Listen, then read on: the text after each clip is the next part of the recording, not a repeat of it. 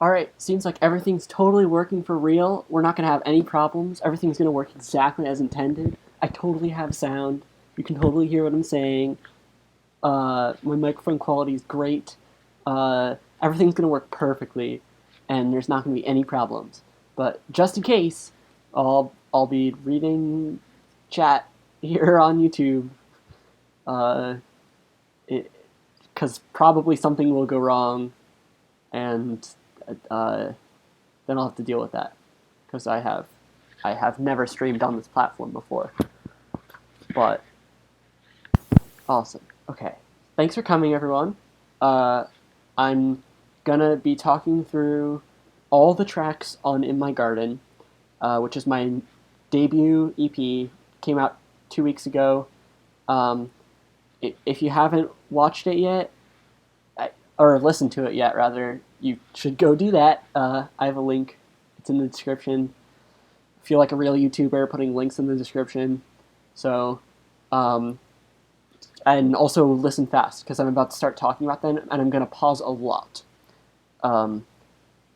So this is not like a listening party or like a thing where you're going to be able to listen to it uninterrupted, because whenever I have something that I'm going to point out, I'll be pausing the stream, or pausing the music rather, just to speak on it. So, yeah, great. Seems like people can hear me.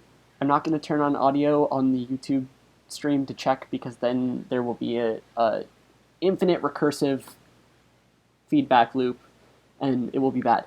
So we're going to avoid that. And instead, I'm going to start talking about some music. So,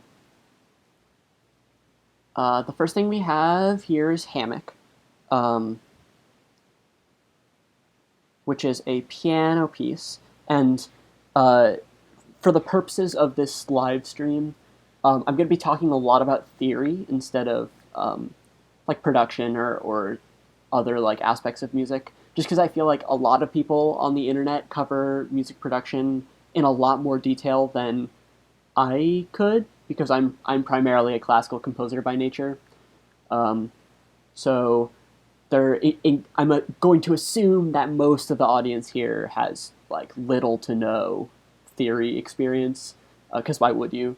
So I'm going to start by just defining a couple of terms that are important I'll probably use. So I'm going to start with a phrase. A musical phrase is surely a term that you have heard, and it's just a way of describing a coherent block of musical thematic material, typically that ends in a certain way according to like classical harmony rules that are not really relevant here, so I won't get into them because no one really cares. So that, yes, you can just take my word for it. But essentially, a phrase will end in a cadence, which is another word that I'm going to use a lot. And a cadence is a specific type of musical figure that's probably going to be very familiar with you, to you. Sorry, I'm setting up my keyboard as I talk, so I'm not very articulate. And it's this sort of sound. So let's say you're in C major. Oh, we have sound. We have sound, right? We totally have sound. We totally have sound.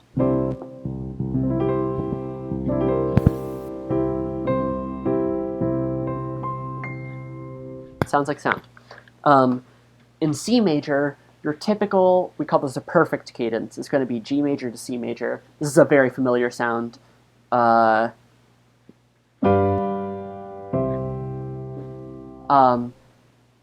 the way we describe those cadences is by talking about the scale degree that the chords are based on. So in a C major scale, we have C is the first note of the scale. Here we go, C. And then every subsequent note gets also a number corresponding to its position in the scale. So C is 1, D is 2, E is 3, F is 4, G is 5, A is 6, B is 7, and C, again, it would be back to 1. And the most common form of cadence is 5 to 1. It's the G major chord, 5 of C major, to 1 C major. However, there are other kinds of cadences that you can have, which I use a lot. And one of my favorite kinds, and a lot of, especially jazz musicians, if you're familiar with Jacob Collier, one of my favorite musicians, he uses this type of cadence a lot. You instead get a plagal cadence, which is rather than going 5-1, you go 4-1. So F major to C major, which sounds like this. And that's also sort of a familiar sound. I think everyone has kind of heard that type of motion before. But if you're not totally following, that's fine. You can just sort of enjoy the pretty noises. But for people who care about this sort of thing, you can stack cadences to sort of extend the motion of the ending of a phrase. So let me back up a bit. Sorry, I haven't rehearsed this very well, so it's going to be a little bit all over the place. But essentially, a phrase that ends in a cadence would be something like, take the last measure of Mary Had a Little Lamb, or last two measures, rather. Typically, the chords that go along with that would be C major. And that ends in, as I said, a perfect cadence, your 5-1. 5-1. So what you can do along with ending a phrase like that is to draw out the ending of the phrase. You can have a perfect cadence to the 5 and use that to be a perfect cadence to the 1. Again, I'm explaining this really poorly. I think there are probably better theory resources out there than me just talking. But in G major, the 5 is going to be D. So what you could do is have a perfect cadence to G, which is a perfect cadence to C. So again, and you can do this with any kind of cadence too. So we're about to get crazy. You can stack plagal cadences.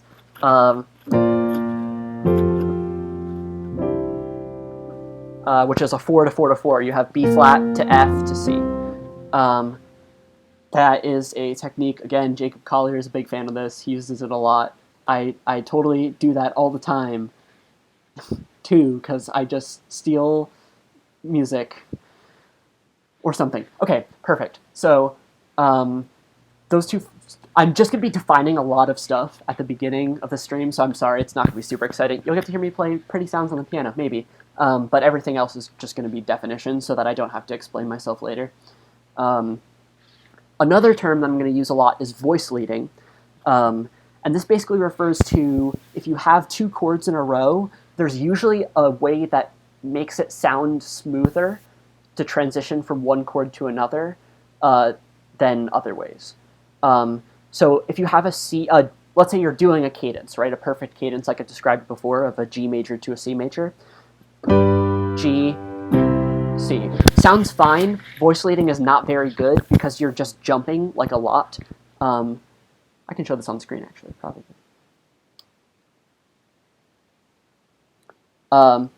So if I put what I just showed on screen, that's a G major chord to a C major chord. And as you can see, there's like sort of a big gap between those two. They're not that close.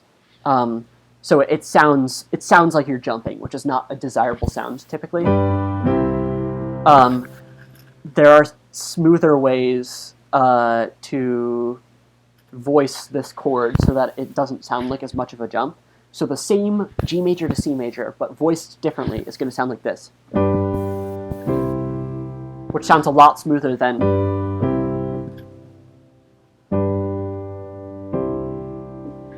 And again, visually, that looks like this.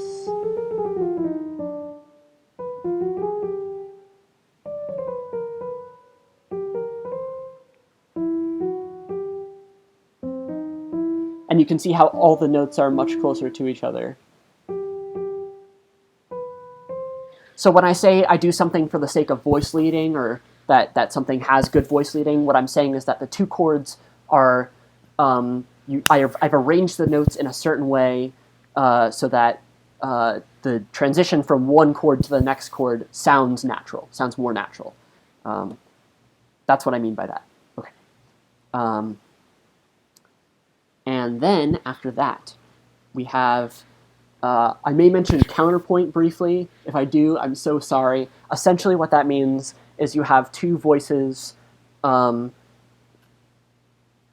Actually, maybe I should explain voice first. So when I refer to voice, that's in the same sense as voice leading, where I don't literally mean like a human voice. I mean one note in a piece of music that like goes in a specific direction. So for example, the voice that plays the melody in Mary Had a Little Lamb, even though no one's singing,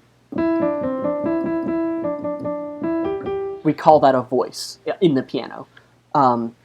So counterpoint refers to multiple of those voices moving together in some way, typically independently, according to classical counterpoint. So that sounds like this. So we have that original voice playing the melody, and then we have a second voice on top of it playing. So when I say voice, that's what I'm referring to. When I say counterpoint, I mean I'm talking about multiple voices that are doing different things, and it sounds good. Okay, and now I'm pretty sure I've covered everything, and we can start listening to some music. That's super exciting. Thanks for dropping in, everyone. Here we go. So I'm not totally sure what people want me to explain about the music, so I'll be reading chat and answering questions if you have them. And after the stream is done as well, I can take questions and address them.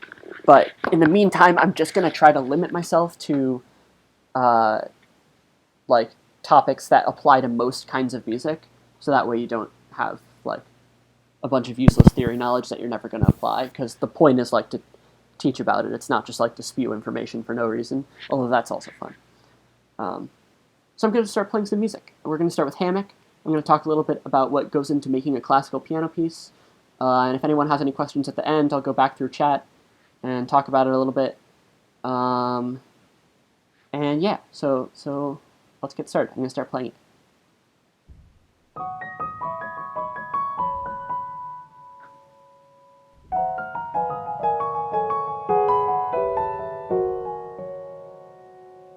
Okay, and so in those first 10 seconds, you have a sort of up and down fourths and fifths figure. Let me see if I can locate that here.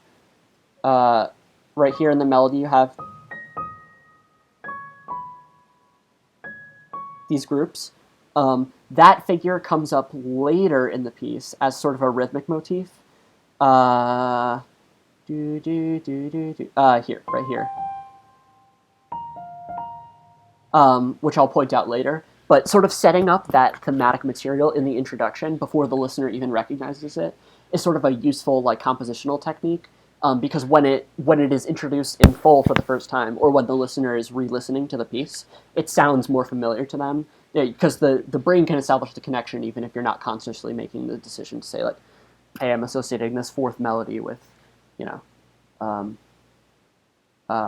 with this future section. The listener can make the connection anyway, which is pretty neat, and that's something that, if you wanted, you could totally do.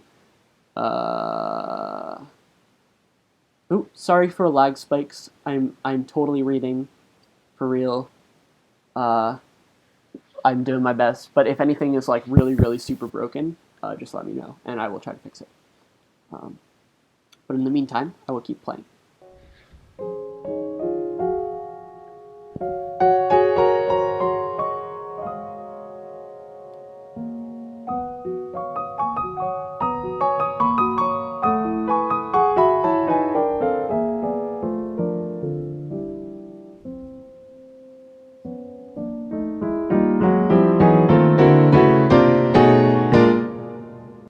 Okay, so those huge contrary motion chords you got right there. Oh, and so when I say contrary motion, I mean I have multiple voices moving against each other in different directions. So you have the bass line going down chromatically, and again, I can show this a little bit. You have the bass line moving down by half step with every note, and you have this top line moving up by half step with every note. that was inspired by, again, Jacob Collier's Moon River. Was a huge pain to write, but super interesting technique. I had fun doing it. It's pretty cool. Yeah.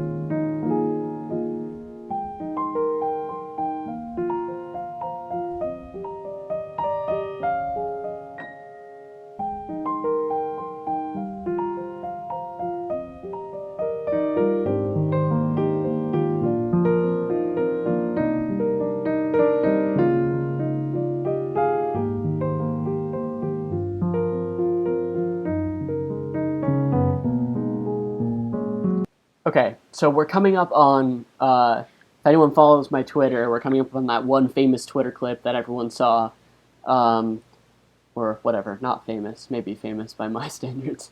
But essentially, my friend Hallow recommended, as a joke, that I try to write a piece that involved chord analysis with a flat 15, which I'm definitely not going to explain in this live stream because it's totally unnecessary.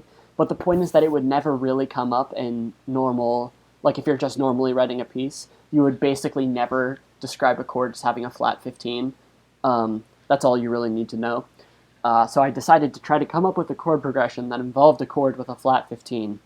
And along with that, I ended up using a melody that's just the chromatic scale. It's literally a 12-tone row. So I'm going to plug in my keyboard again and play it for you.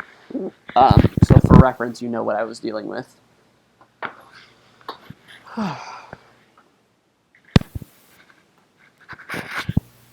Okay, so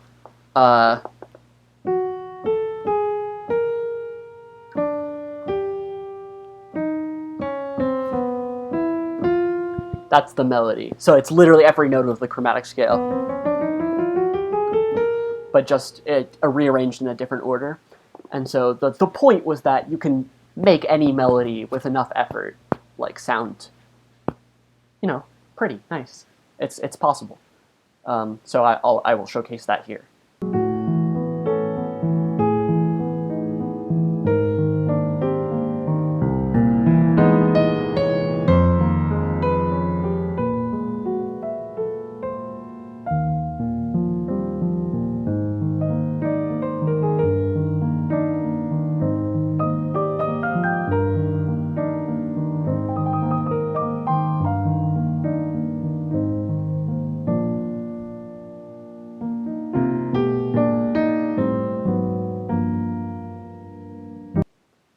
That descending chromatic pattern, where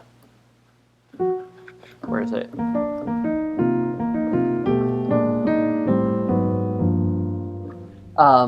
That sort of descending chromatic motion is one that I really like and I use a lot. You're going to hear a lot of it in Sunday as well when we get to that piece.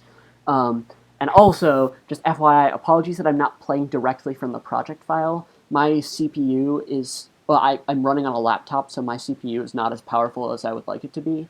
And it could probably handle a solo piano piece, but if I tried to play In My Garden directly from the project file, or Royal Azalea, or one of those pieces, it would just die. While streaming, it's impossible. So I'm having the project file up in case I want to demonstrate anything, like in the MIDI, but it's not going to be super exciting to watch because nothing's actually playing out of the project file. It just doesn't really work. But yes, so I'm going to keep playing.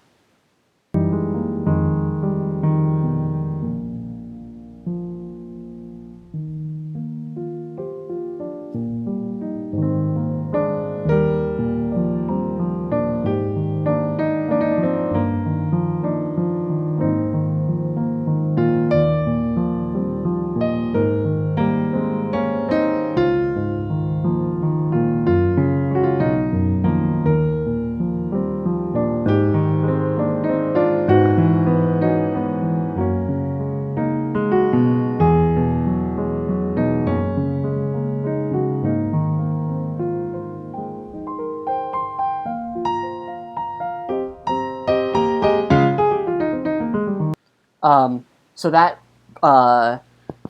that sort of what are the notes?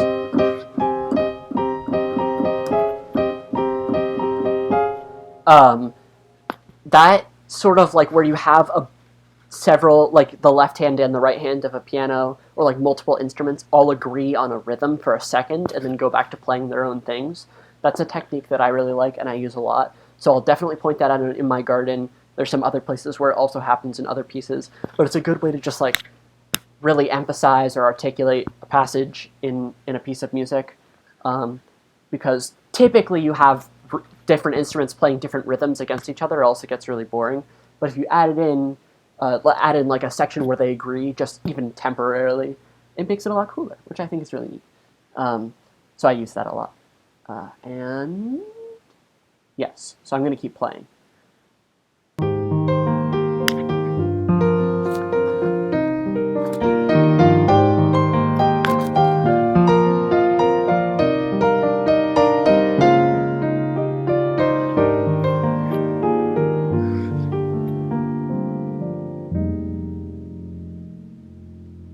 Okay, so that extended resolution downward to F minor is sort of like a weird and ambiguous place to end up, because the piece is in E flat major essentially. So F minor is landing on you call that a predominant chord for reasons, again, I won't explain in this live stream because it's not really useful. Landing there is sort of atypical, and it gives it an interesting sound. And that's sort of a classic Onefinity move. Who's in chat, one of my good friends, everyone give it up in chat for Onefinity, it's great. He does that sort of motion all the time, as he will surely attest. So that's a technique that I use there.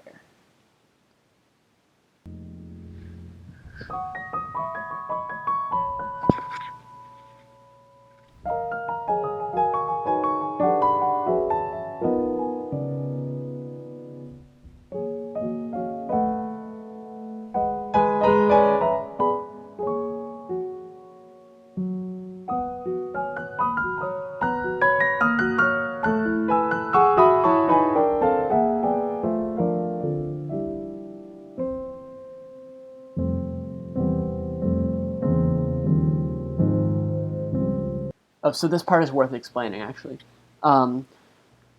This technique is called a pedal point, where you have a single sustained note, usually in the bass. In this case, it's not in the bass, it's in the upper voice, where weird harmony stuff happens around it, and that note stays constant.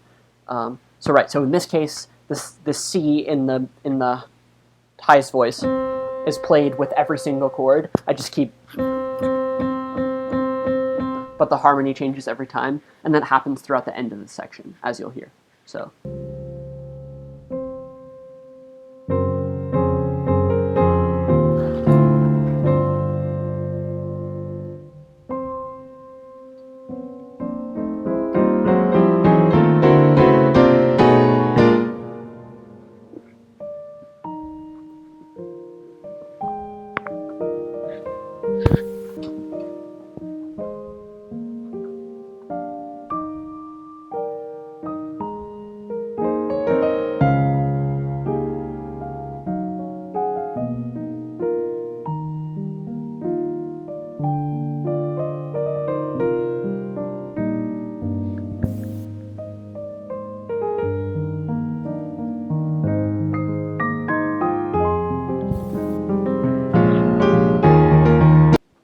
This section that's coming up right here, I apologize if you can hear the plane noises from outside. I don't know why there are planes flying by. I can't explain that one. Each phrase is 1 2/3 of a bar long. So the whole thing sort of shifts in and out of time with the count of the 1 2 3 1 2 3 1 2 3 1 2 3. You have do do do do do do do do do do do do do do. I can't even snap it. I'm really, but it does eventually line up with the bars again without having to change the time signature. And that's pretty cool. So I'm gonna keep playing.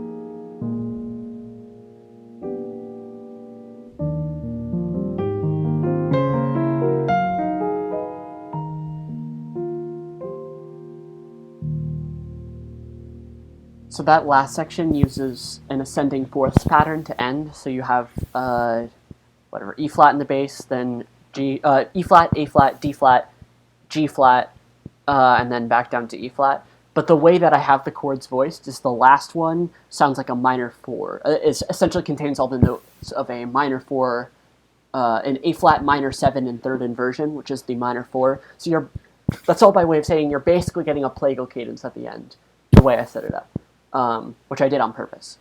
That wasn't just an accident. So theory can be pretty cool sometimes. Okay, that's the solo piano piece. You can get a break from looking at the really boring project file now that has one track in it, or two, sort of. I'm going to pull up Royal Azalea, and we're going to talk a little bit about that one. So I don't know exactly what's going to happen when I close this window. Maybe screen will go black. Maybe it won't. We'll see. It's a surprise. While this loads up, I'll say I don't have a ton to say about this piece specifically, but I'll note that a lot of the harmony is based around perfect fourths. Usually people call this chordal harmony. I wouldn't really call it chordal harmony because it's close enough to your typical third spaced harmony with major and minor qualities that it's kind of a stretch to call it chordal harmony.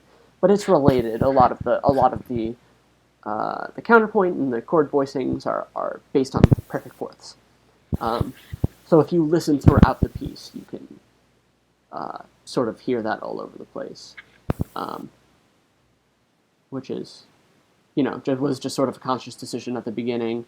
That is typically the perfect fifth and perfect fourth, like parallel motion type of sound is your more typical like East Asian pentatonic scale harmony. So it felt somewhat appropriate for the topic, although it's not like traditional Korean music sounds. This is not like, I would never claim that this is traditional Korean music. It's clearly not, but the sound is related, I would say. Okay, I have the project file up here.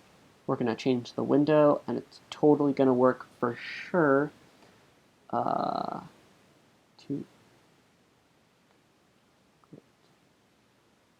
That didn't work. Okay, let's try that again.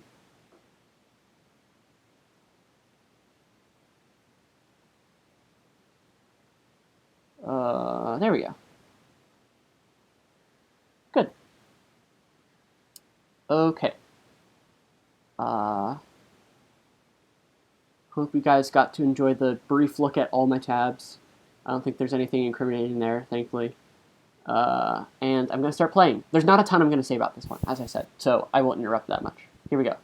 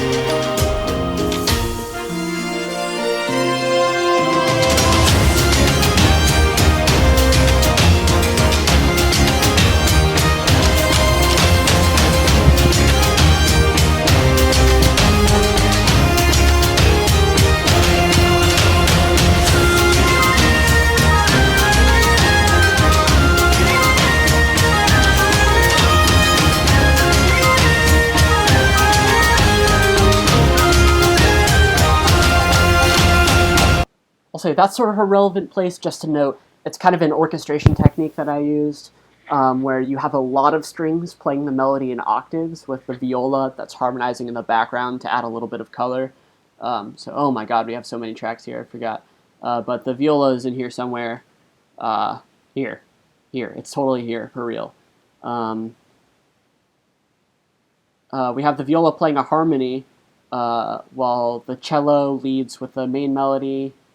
Maybe it's not there. It's somewhere. The viola is playing the melody, it's harmonizing the melody, while the cello and the full string section play the main melody. and way above that is this like Irish flute type thing, which is culturally anachronistic but sounds nice. It's this thing that's playing the main melody like way up high, and that sort of helps it cut through because there's already a lot of instruments playing. You really need to you need that extra high end to make it super audible. Yeah. So that's that is useful. Oh, also, yes, I see Diabolical Waffle mentioned sidechaining. There is legitimately sidechaining here. It was the only way I could get because it's such a busy track that to really get the percussion to punch, you need it to sidechain. Otherwise, it's gonna clip or like sound horrible. There might be a better solution, honestly, but I couldn't find one. So I think it turned out okay in my personal opinion. Maybe I'll find a better solution in the future. But that was the technique. And again, I am sporadically reading chat, so if you have any like pressing questions, just like ask repeatedly, and probably eventually I'll see it and answer it. But yes, moving on. We're going to go into the breakdown now.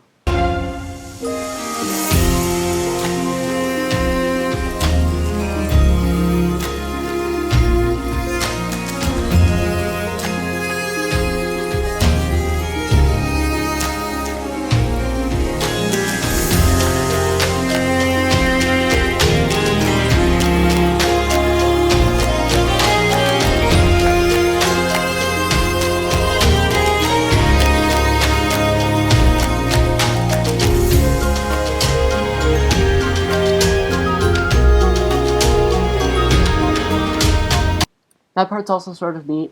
I have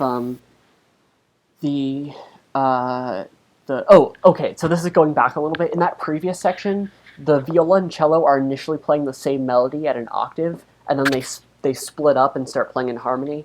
So that's another good example of like good counterpoint or harmonizing. You have each instrument, it's doing its own thing, but they still sound good together, instead of the viola just like following it in octaves or sixths or whatever you want to pick. Because then it just sounds like one instrument is dependent on the other one, instead of you have two like equally important lines. And that typically sounds more interesting. And so the reason why I paused right there, actually I'll go back and play that viola part just to emphasize.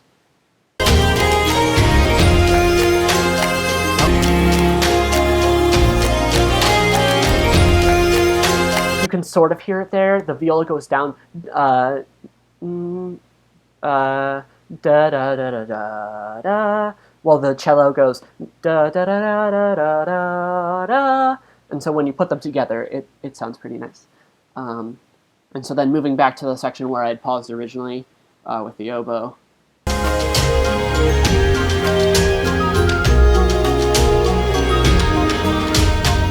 That's a little figure that I like because the oboe is sort of echoing that flute melody. You get it's da da da da da da da da da. My voice doesn't go low enough to handle that. But you can see, if I can find the oboe, where is it? It's totally here somewhere. Here? Is this it? Yes. Do do do do. That's the melody that this whatever I have, shakuhachi. Is this the shakuhachi? I don't know. I'm too afraid to click on it because it might crash Logic. But you can see the same shape. The do da da da da da da da da da. So just having that like interplay between instruments, it sort of creates like conversational feel. I really like it. I think it's pretty cool. And yeah, I'm gonna keep playing through to the end.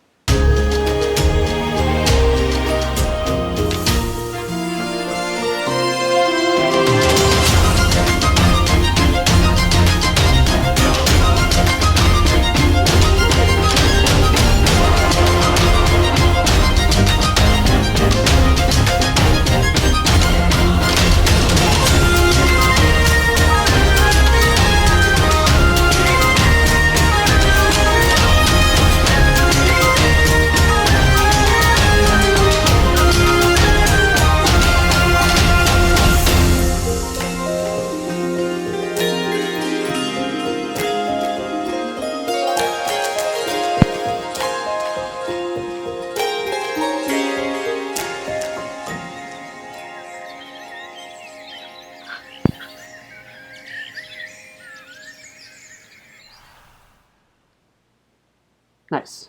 I still like that outro. I think it's pretty good. Okay. Yeah, that honestly, it's just a pretty straightforward track. Not a ton for me to talk about in terms of theory, and just it was a huge pain to mix because there are so many instruments, as you can see on the project file. But if anyone has any questions about how I handled it, you're more than welcome to ask. In the meantime, I'm going to move on to Moonflower, the first movement. This I have a lot more to say about because it's a little bit easier to analyze in terms of theory. This was inspired by especially like traditional hymns and Renaissance counterpoint. I should say, personally, I'm not Christian, but I am a musician, so I've had to take a bunch of counterpoint and classes where you have to listen to a lot of church music, especially this semester at college. So I've been listening to a lot of this type of music generally. So a lot of the techniques that I use are based off that traditional Renaissance counterpoint. So the piece structure we have here, and I'm going to change the window again, and this time it's really going to work totally for real. Nice. The structure of this piece is essentially just A then A prime, so you have the original statement of the melody, and then you have a more elaborate statement of the melody with a coda. So I'm just going to start playing it and talk a little bit about what kind of like Renaissance counterpoint-y stuff I'm doing for anyone who's curious, because why not?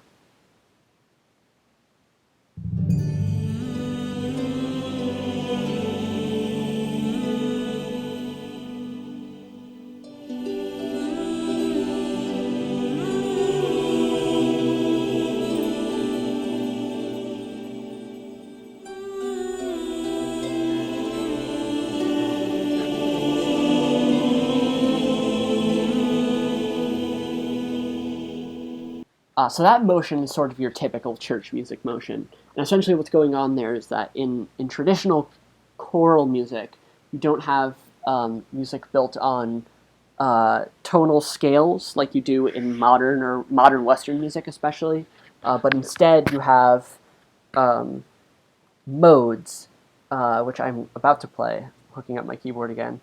Here we go. It's totally going to work. So your C major scale is the first example of a mode. That's called the Ionian Mode, and essentially what that sounds like is just your generic major scale. It's everyone knows what that sounds like. If you start playing the scale from a different mode, different note rather, you get a different mode. So if I start playing on D, you get Dorian mode. If I start playing on E, you get Phrygian, etc. I won't explain every mode to you. But basically what I'm doing here is I'm in G Mixolydian, which is you start on G. That's your scale. And so I use that flat 7 in G major to modulate down to essentially A minor with a half cadence. What do I have?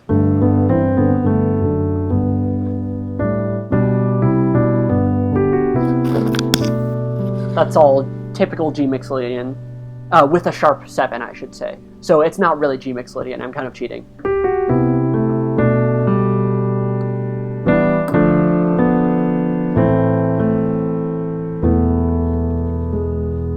That modulation down exploits this flat 7, so that F is really important. Yeah, so I'll keep playing.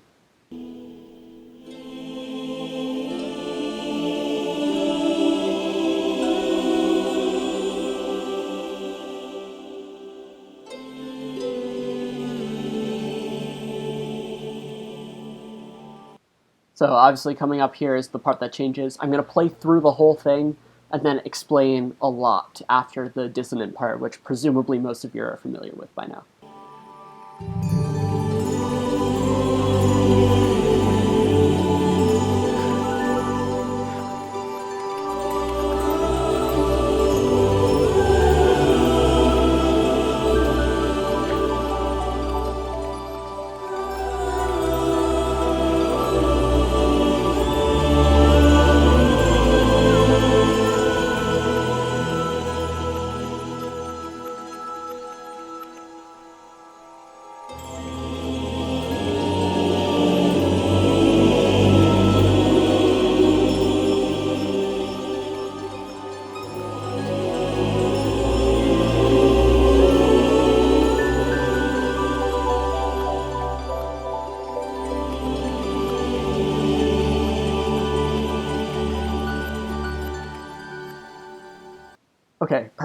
So essentially it starts out, that dissonant part starts out with a statement similar to the original, actually, because the bass line is mostly the same.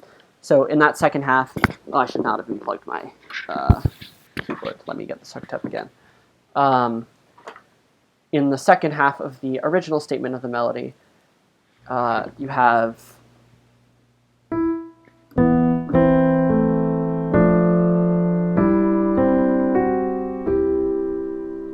and then it goes. But in the bass there, you have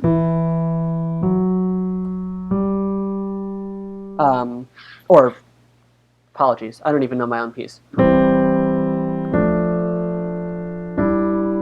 So you have E, F, G is the bass line.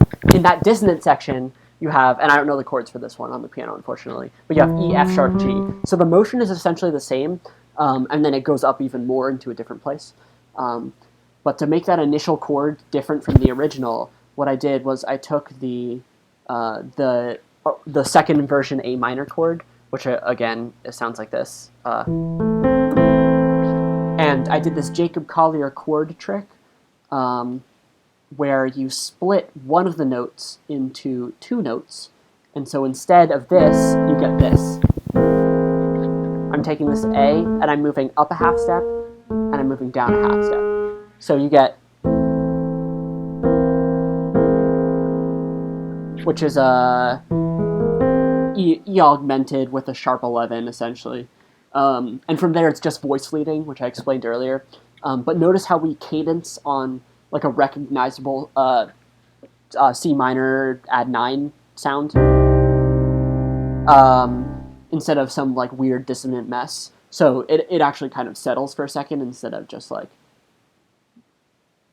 carrying on with no regard for the listener.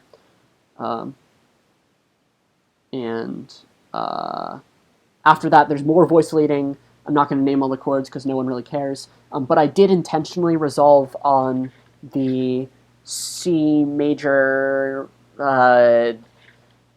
7 without a 3, so the sound, because that's the 4 of G major, so that I could go to D major and then resolve down to G, which is essentially what happened. So I'm going to keep playing.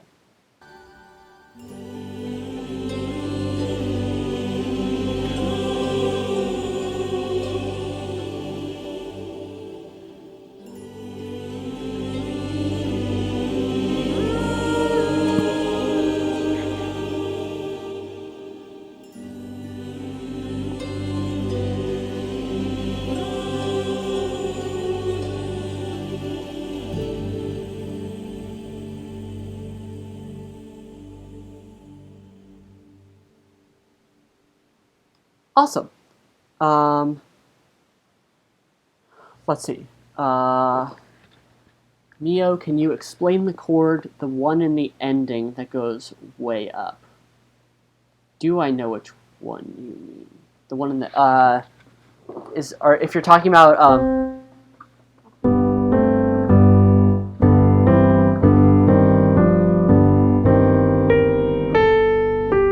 or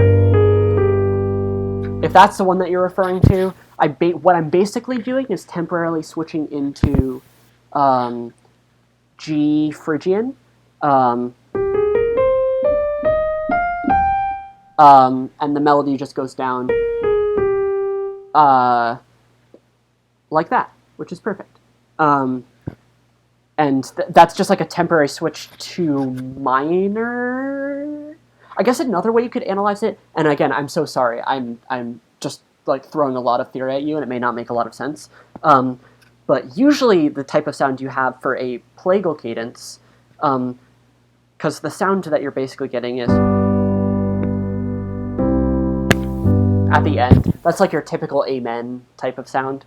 But you can also do that in minor, which is also a familiar sound.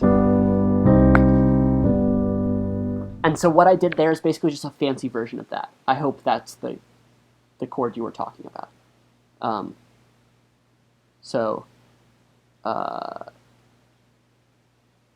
Yes, so that's what I did there. Alright, we're halfway through. We're about to get to the one where I just talk through the whole thing. There's so much for In My Garden. I'm just going to talk like crazy, and I'm never going to stop, and it's going to be horrible for you. And you're all going to suffer.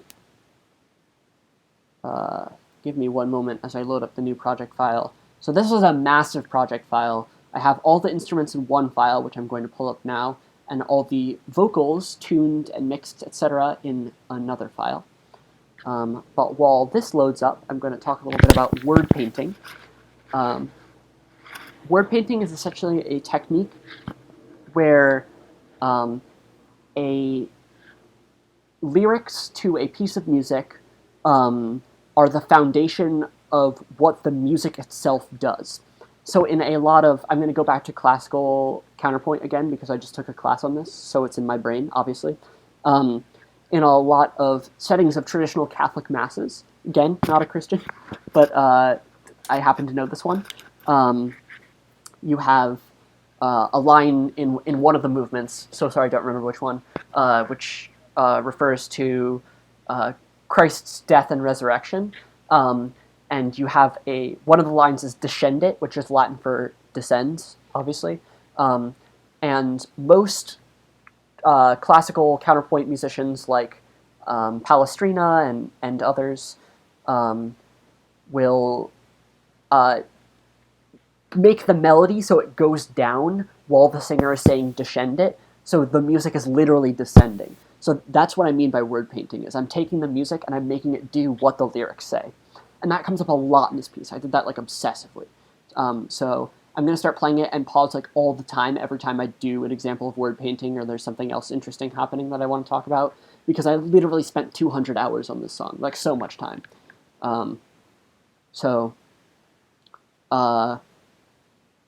Before I start, no, actually I'm going to start playing and then talk a little bit.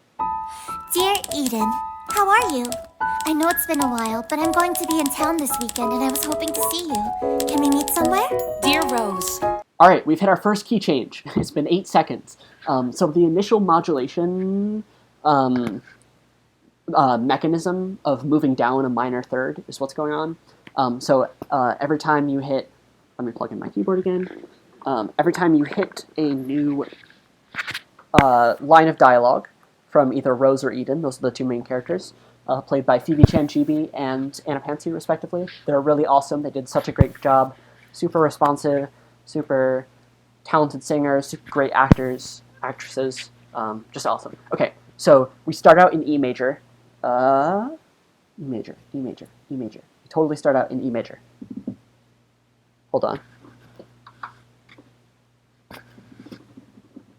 E major, E major, E major, E major, E major, yes. So we start out in E major, and then we move down a minor third to C sharp or D flat major, in this case is a better way of talking about it. And then we move down again to B flat major, B flat major, and then down a minor third again to C major, and then back down to E major again to close it out. So by the time we're done with that whole sequence, we're going to be back in E major. And every line of dialogue is one measure shorter than the previous line. So we start out with a phrase length of 6 measures. The next one's going to be 5, then 4, then 3, and then 2. You can count if you don't believe me. And I'm going to start playing again. You flaming trash heap of a sister!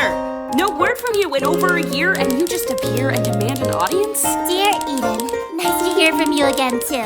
How does coffee on Sunday morning sound? Dear Rose, you're lucky I have a heart of gold. I'll be there at 11.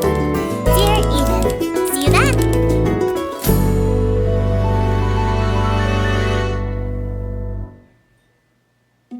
So, what brings you back into town? Actually, I've been looking all over for this book we had called In My Garden. You didn't hang on to it somewhere, did you? In my garden? What are you talking about? At bedtime for years, Mom would read us this story. Okay, bedtime. First word painting. Here we go. Bedtime, where we get music box in the background because lullaby, bedtime, music box. Of a girl who lived all on her own. She All on Her Own is punctuated by an electrical piano solo because it's all on their own, so you get a solo. That is hopefully pretty self-explanatory. Every day in a magical garden. Magical Garden, we get a crescendo in the strings along with the glockenspiel and flute accent. That's sort of just my generic flourish for Magical Garden. It comes up later as well. Full of flowers and trees that she'd grown. On the word grown, you get a big crescendo because it's growing. That's pretty easy as well. Memorized all of the... Also, in the background of Memorized, this is surely not something anyone was ever going to notice, but you have clock ticking for like 2 seconds, because that was like my association with memorization, was like regimented, timed, something along those lines. So I put that in, even though no one's ever going to hear it. And Garden has the same punctuation in a second as the previous Garden. Plants in her garden before Mom stopped reading each night. You may not remember a lot of the flowers. Please don't tell me you're about So to. I'll list out a few that you might. All right, we've just changed time signatures into 5/4. We were previously in 4/4, so you get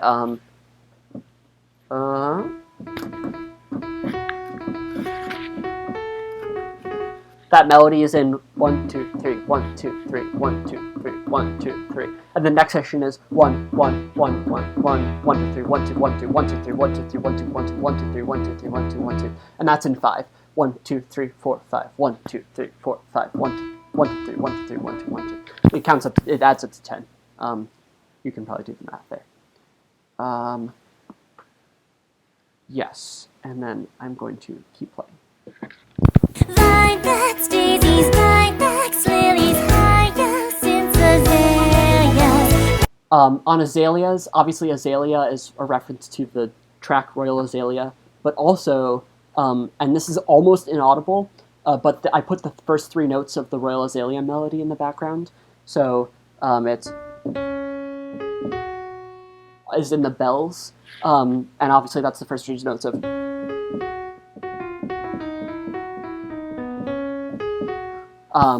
So yeah, I just threw that in for kicks. I will be back in 1 second. I'm just going to turn on some lights.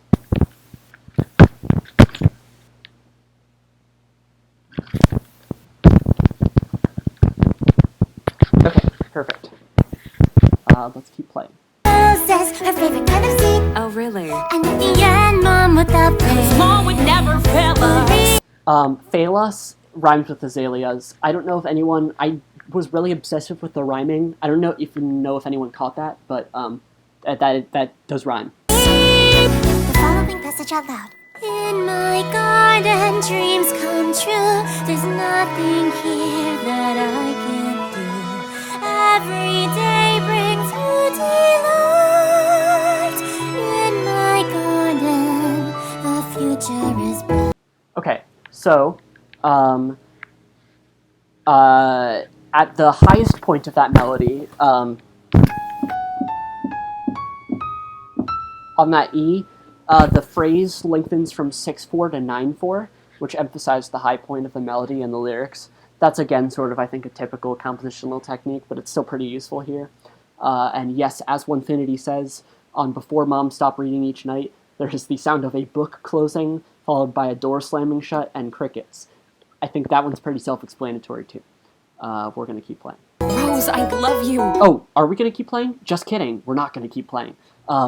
So the end of that phrase is a little bit odd.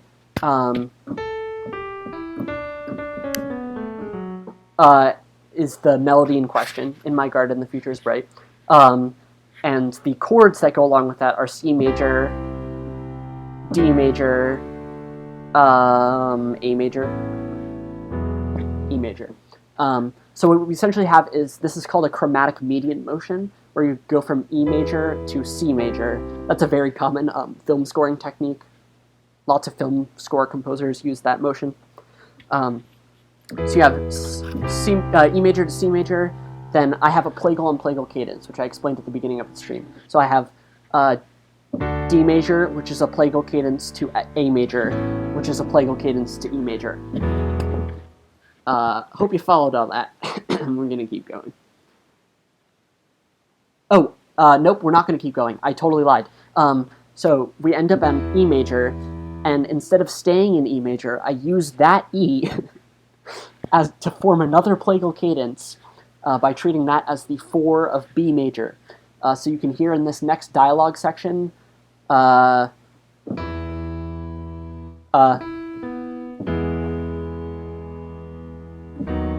that's the chord progression that's going on there. So I'm going to keep playing now. You're going to hear that for real. But why do you always do this? Do what? You came here looking for a picture book. Don't you have things to take care of at school? I just thought... Did you think? Do you ever think? Hey, you have a good memory. So we end up at F major here. That's a good place to end up because we're a little bit higher than before, higher than E major, which sort of heightens the intensity, but also, to me, because because of how my relative pitch works and because of having fewer accidentals, it has a flat in the key signature rather than 4 sharps as E major does. It feels a little more stable to me, and that stability is sort of part of Eden's character, so it's like a good fit. I'm going to keep playing.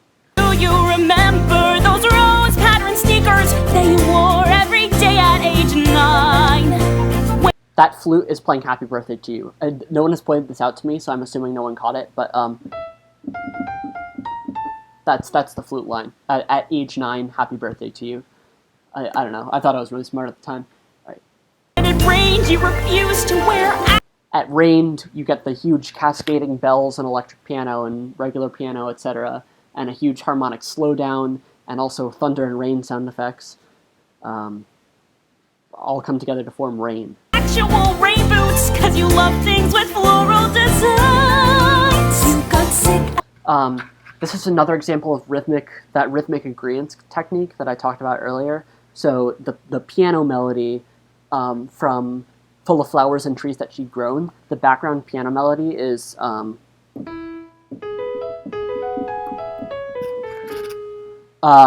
then in this section you get all the instruments playing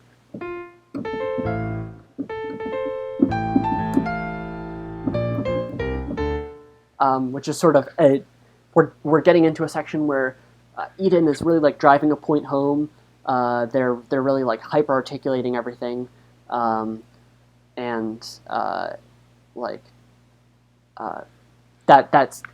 music also becomes hyper articulated, if that makes sense.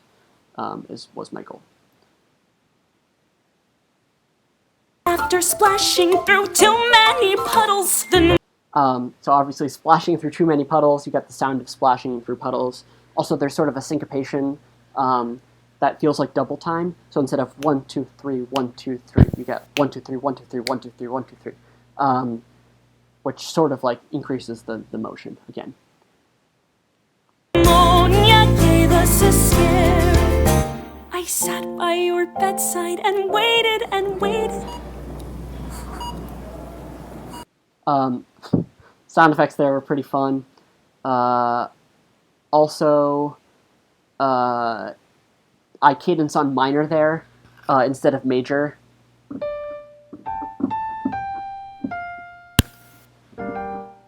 That's a minor chord. In the original, in the previous verse, it was a major chord. And that's because it's sad now. That's, again, pretty self-explanatory. So I'll keep playing. All the time that our mom wasn't there, it's exhausting. You're still lost in your imagination. I can't protect you every day. But if you could have a garden... Sweet Mother of Creation rhymes with your imagination. What you say? Acting and practice will always take some practice. I get that it's inexact and taxing, but better than basking in cactuses. I mean, actually, what are you asking me?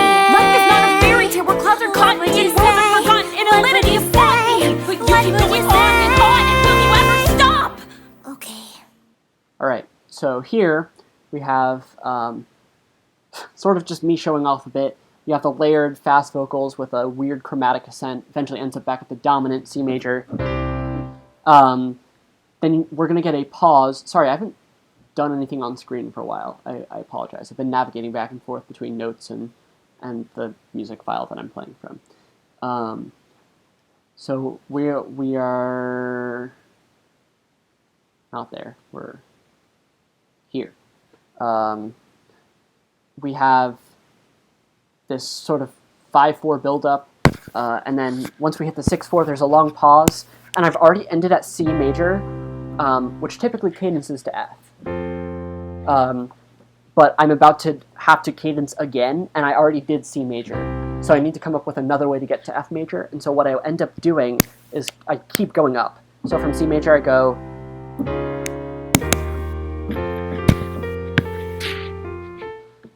which you'll hear in a second as I play it. Oh, twist my arm. I'd say in my garden troubles melt. On the word melt, there's a sound of splashing water and a cascade of bells and electric piano and such. Leave behind the pain you felt. The sun will rise and you'll be free. On the sun will rise and you'll be free. All the instruments rise, and so does the melody. That's also pretty self-explanatory, I hope. In my garden, you'll be safe here with me. Yes! And notice there's no modulation this time, because we sort of entered like a stable phase of the music. Everything's sort of continuing on the same tack. And now you're going to get a long, uninterrupted bit. I don't have notes for this section, so you're welcome. I'll leave you alone. What else? Really, Rose? I was hoping we could actually catch up, not brainstorm fantasy homes like a couple of 12-year-olds. The fantasy is what makes it fun, dummy. Come on, you could have anything, live anywhere. What would it be like? What will it take for you to just give this up? Picture in your mind a house in the woods. No. By a lake? No. On a hill? Oh my God. Picture in your mind a house on a hill. The clouds change shape, but time stands still. Standing in the doorway, you gaze at the sky. Your hair drifts back as a breeze blows by. On Breeze Blows By, you get sort of that twinkly sound. That was my imitation of a breeze. The halo of the sun would light up the skies, and you'd sleep as it sets and the moon gently... And also on Moon, this is almost inaudible, but there's a little like metallic flourish for that as well, because it's the moon. I don't know. Wow, my Logic file's glitching out right now. I don't know what's going on. That's really weird. Okay, whatever. Yes. So we are where now? Why isn't anything loading? This is really odd.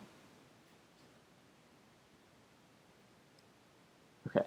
Well, we're approximately here on the project file. I'm gonna keep playing. Closes your Rose, eyes. you can't keep dreaming what's and wrong with acting on a dime, cause you can't keep out the voice you're saying once upon a time. It's hard to leave those memories that are closest to your heart, and I know this book is one of them, but you have to make a start within my garden. Oh god, have I been on the wrong project file this whole time? That's super embarrassing. I'm gonna change the project file window so that you are looking at what I'm looking at.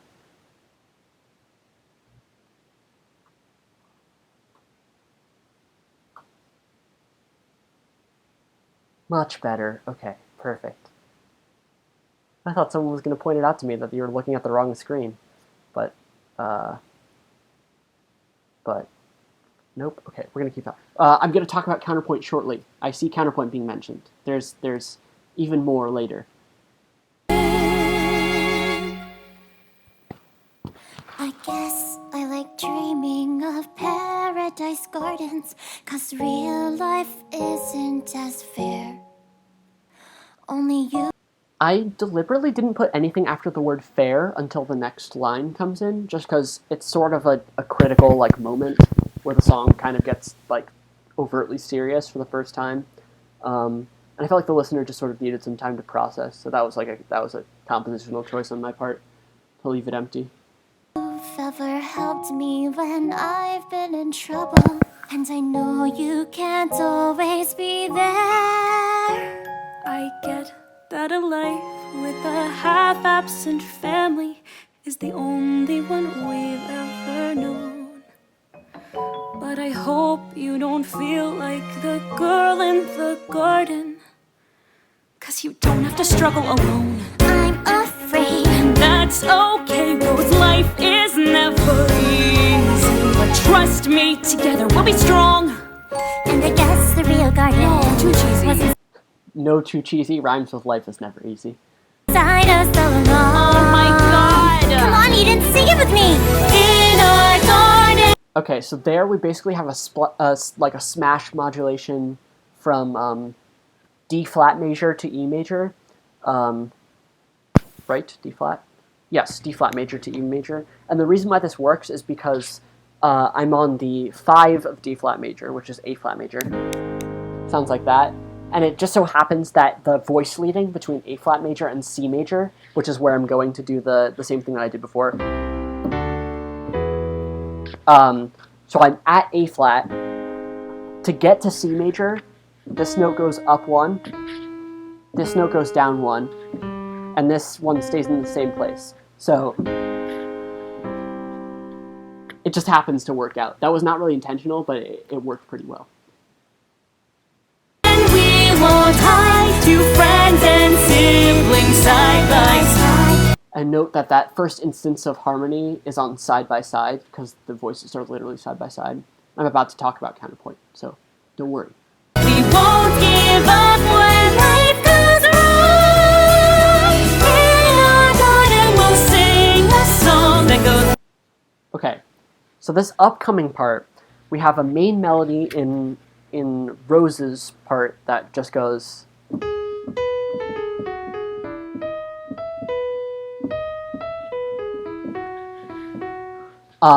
And the easy way that I see a lot of people harmonize vocal melodies, which I think is not very interesting, is just to do the same melody but in thirds, which sounds okay.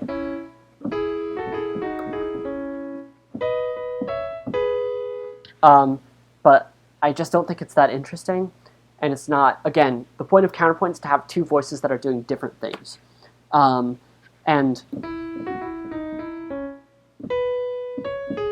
is not like a great melodic line. If you just keep going. So instead, I have Eden rather, has their own separate melody, which goes,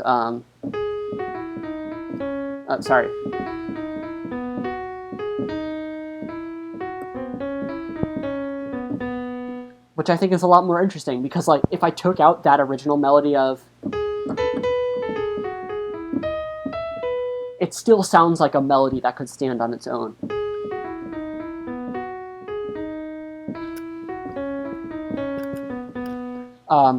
That's sort of an important harmony trick for me. So worth thinking about, I think.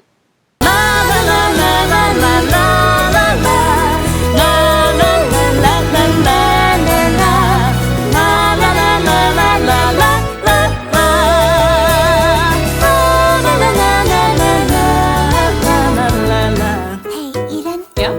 Thanks for the coffee and for everything. Don't mention it. Yes, Onefinity, you are right that it is very hard to come up with 2 distinct lines where you don't end up writing weird seconds and minor ninths. And in fact, there are absolutely seconds, like really awkward minor second intervals.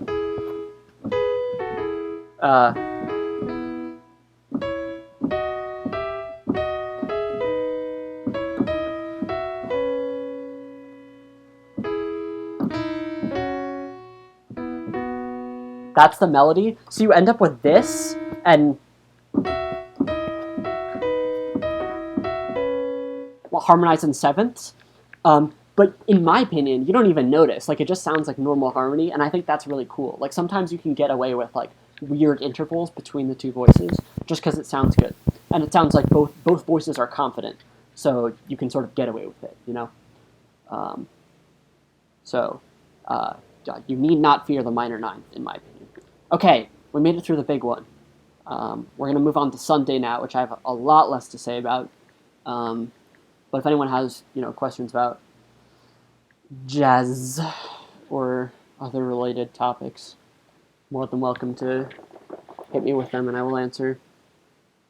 But in the meantime, I'm going to load up a new project file. As I mentioned before, I use a lot of descending chromatic motion in this track, which is just a nice sound. That's where you have a chord, and then you move every note down by exactly 1/2 step again and again and again and again. And if you do it right, it sounds cool. That's a technique that I use a lot in this piece specifically. Also, I want to shout out, because I forgot to for like a long time. My friend Tyrer, amazing neurofunk experimental sound design producer, and just like really sweet guy, helped me a ton with the percussion in this track. Like, it was horrible before, and then he like single-handedly fixed the whole thing, and now it sounds really great. So props to him. Everyone, please go follow him. He's really, really amazing. And very generously helped with this track. So thanks to him. Project file is still loading up here, so I'll start playing momentarily, but I just want to make sure everything's in place first.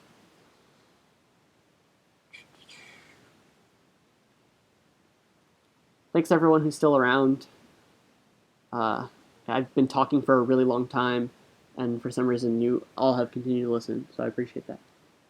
Okay, here we go. I'm gonna switch screens to the new project file, and it's totally gonna work for real. For definitely real.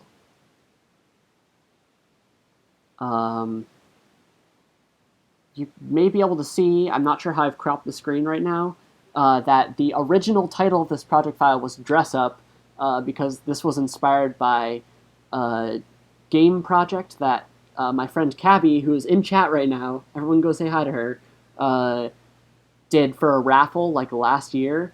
I was like, for some reason, that sort of like lo-fi aesthetic, sort of vaguely lo-fi aesthetic, was like, I would like to, because the aesthetic of that dress-up game, which she raffled off, was the same as a previous game she had made called Good Morning, which had a lo-fi background track. So I decided I wanted to make something similar. But then I took it in a completely different direction. So you no longer get any credit. Yeah, sucks to be you. Okay, I'm going to start playing it.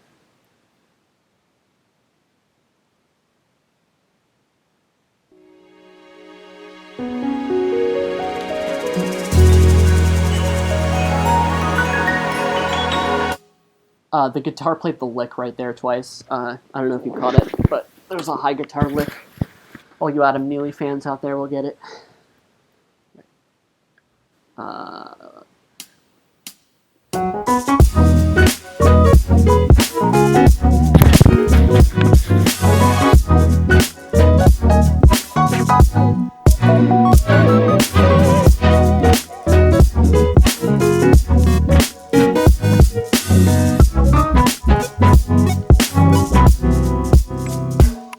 Okay, so notice how I saved you from the excruciatingly boring resolution of, hold on, piano. Let's get some piano. Hello? Piano, piano, piano. Oh, it's totally not connected. That would explain it.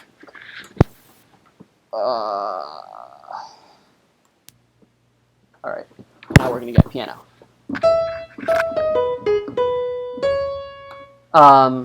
So the chord progression we have here is... That's the really boring resolution that I saved you from. It's so boring. Instead what I do is...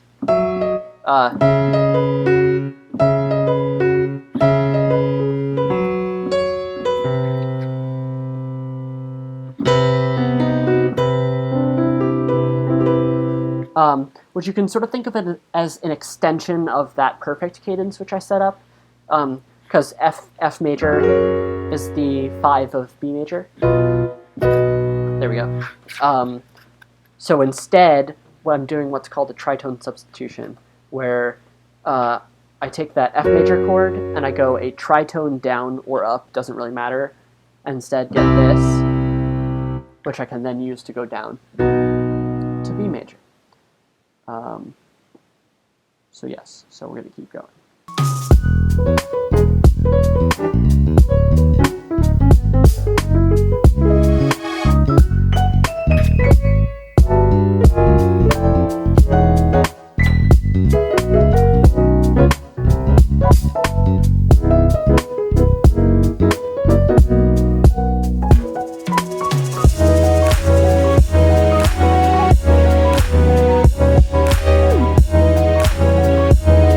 That's one of my favorite chords. That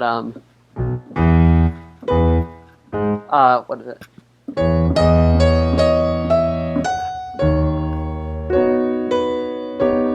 That B augmented rather. It's just a nice sound. I like it. Makes me happy. Oh, and then before that we got that.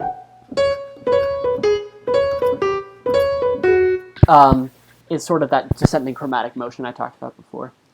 But yeah, let's keep going.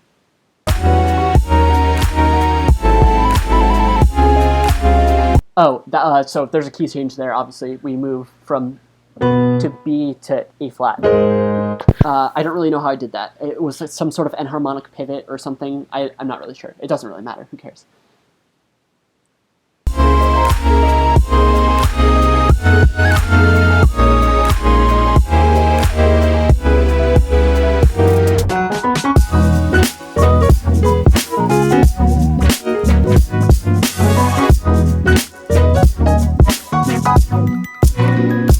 That music box thing right there is a Hammock quote.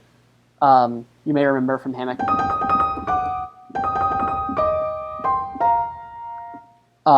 In the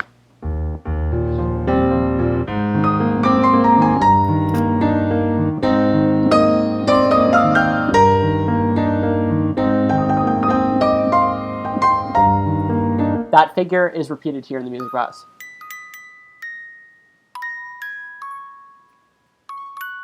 There we go. Yeah, so, you know, just little finishing touches I added after everything was pretty much finished.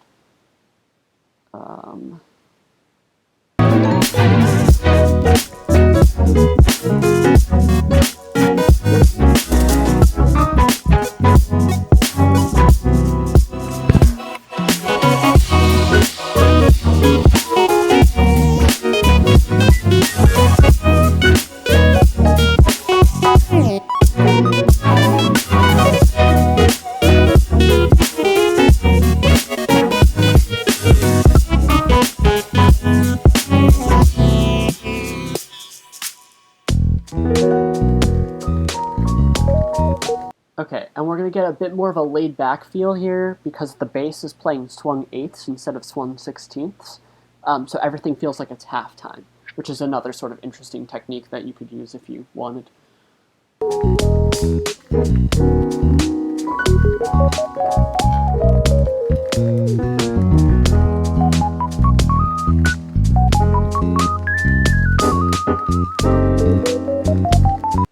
Alright, coming up, this is my, I've mentioned descending chromatic resolution like a bajillion times, but this is my favorite one. It's really good in my opinion.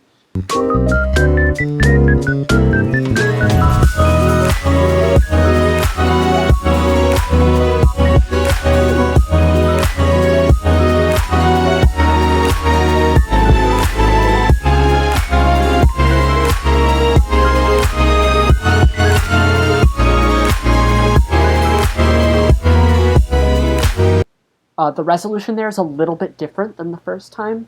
In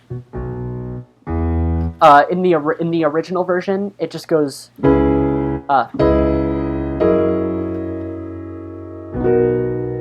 But in this version, it goes E first.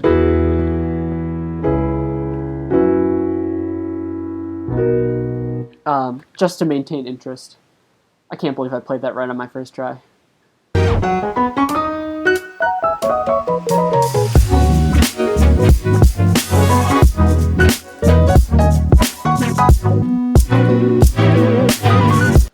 You get the one-up sound there.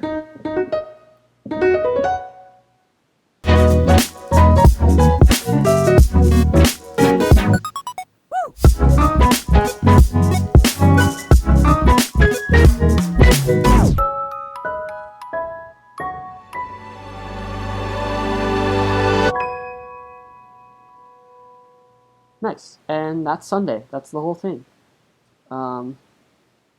So, let's see, just checking for questions again.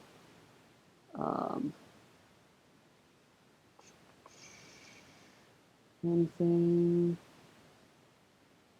Nope, cool. Okay, perfect. The E flat, E, yeah. Yes, okay. So on to the very last one. Then I'll take any residual questions. If anyone has any, then I'll close up shop for the day. This last one, we're heading back to Moonflower for a closing section. This is a restatement of the original Moonflower theme. Sorry, I'm plugging in my computer. And it's much shorter than the other one, so I won't have as much to say. But there's still some things worth mentioning, and just for completion's sake, we can go ahead and open it up. This was a really interesting. I did a lot of flower-related research for this EP, just to come up with ideas for tracks. And I thought the Morning Glory was pretty good, having a flower that opens during the day and then closes at night. But I was really surprised that there was a version that only opens at night, because that's a very it seems biologically inefficient. I don't know why a plant would, because there's no sunlight. So that was really odd. Okay, anyway, here we go. Moonflower close.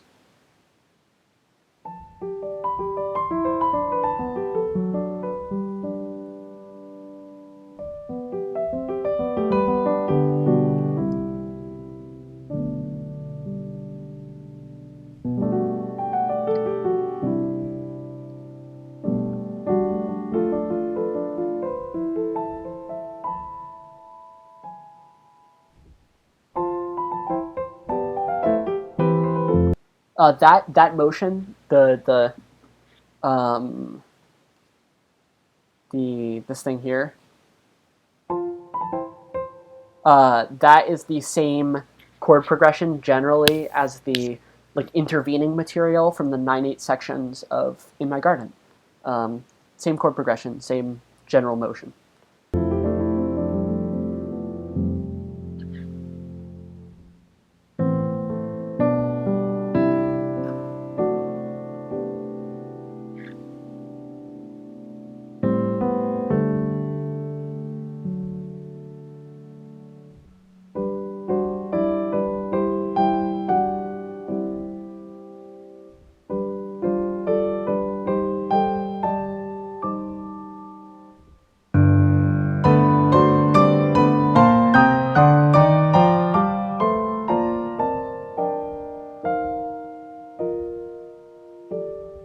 So again, we get some contrary motion there.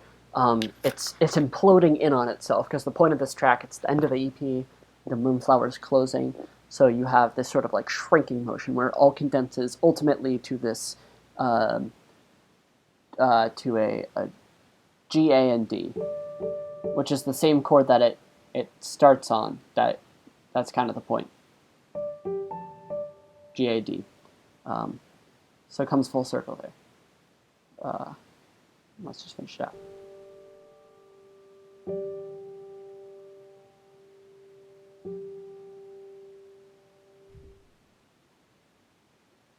Yep, and that's In My Garden. Oh, I didn't switch views. I didn't switch views. Okay, I'll show you the switched views. While if anyone has any questions, I'll just stick around for another minute or two, just so if anyone wants to ask, you're welcome to do so. Okay, there we go.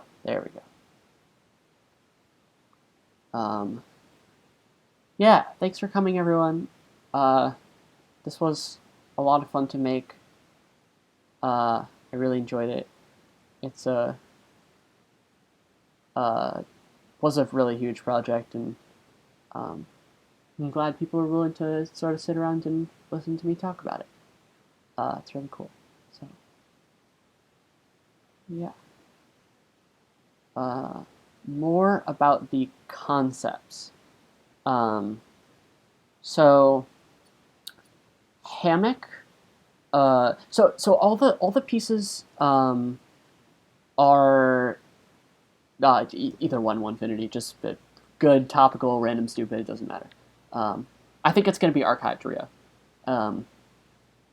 Okay, so the whole EP is based around sort of ideas of like escapism and dealing with problems through distraction, which was a topical issue, especially while I was writing Hammock. So it's sort of this like fictionalized childhood image of like I read a lot of Calvin and Hobbes, and sort of there's this I think like stereotypical like pastoral, not pastoral, but like nature oriented, like highly imaginative childhood existence that's I don't know, it comes up a lot in media, sort of like it's kind of romanticized, and so the hammock kind of the image of like sitting in a hammock and just like enjoying nature was sort of like not something that I ever personally experienced growing up in a big city, but it's sort of daydreaming about that sort of situation felt like topical to the EP, if that makes sense. So that was the inspiration for Hammock. It was like I had this sort of like gentle rocking motion in the piano, and so it all just sort of fit together. Royal Azalea was a predetermined topic name thing. I was just looking for like I wanted to write a big orchestral track, and I was looking through like flower festivals, and I just found the Royal Azalea Festival after doing some online research. So that's what I ended up doing.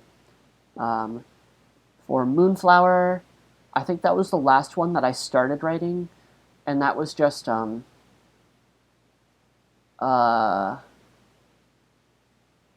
don't know. That one's a little complicated to explain. I don't think I'm going to go into it on stream. But the sort of it made a good interlude material from a practical standpoint. In My Garden was I had this original idea of writing a song about a singular character who had some sort of complicated relationship with a parent and was going to sing about it as it related to an umbrella. Like they had this really cheap umbrella that they hung on to as a kid, and it wasn't very practical, but they liked it anyway, and that was the important part. But as I started writing it, that topic wasn't really working for me totally. So instead, what I ended up doing was I introduced another character. So we have Rose and Eden, and they're talking about both of their childhoods in the ways that they don't necessarily line up in the way that they're remembered. So it was sort of like a complicated thing to handle, but also it was fun to write. I enjoyed it. Sunday was, I already explained that one, and the second Moonflower is second Moonflower, so that's all self-explanatory. Those are all the concepts. If Beatles were conscious, do you think they would share your views on geographical issues?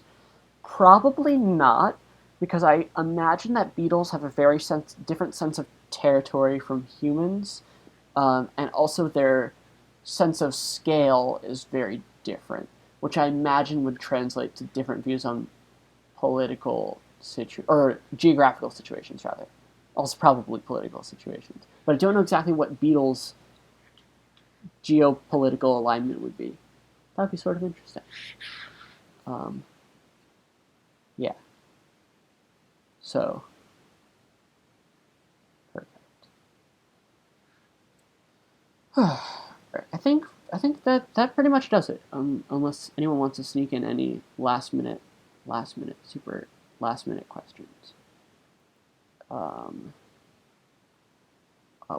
When will we have a tour of what's in your garden? Never. I can't show that on stream. What songs have I missed? All of them. That seems like a good place to start. Oh, yes. This really will actually be archived, assuming everything's like. I'll need to review it and make sure everything worked out okay. But if if the stream looks okay, then I will actually archive it. Yes. Yeah. So I'm gonna end stream. Thanks for coming, everyone. I really appreciate it. Thank you. Oh, also buy the EP if you haven't already. Please buy it because I'm planning on using any money that I make from it to make a music video, to commission a music video for In My Garden. So if you want it to be good, you should give me money for my music. Thank you. Oh, one more actual question. Why did you break up Moonflower into 2 parts?